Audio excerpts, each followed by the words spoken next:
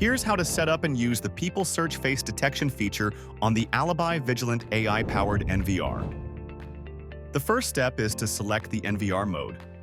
The face recognition mode is required to use the face comparison and search by image features. If the IP camera supports face detection, enable the camera side analysis.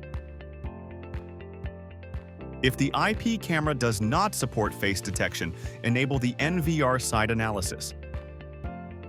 Configure the camera's detection area, schedule, and trigger actions according to your preferences.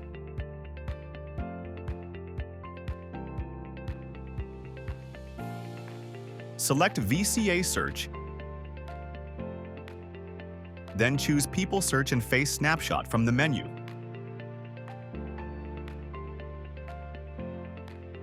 Configure your search options and click Search.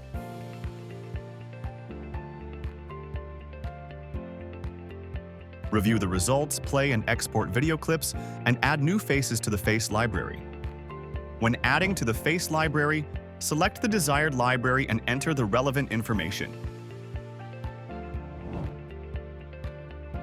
Manage and customize your face lists with full control using list management.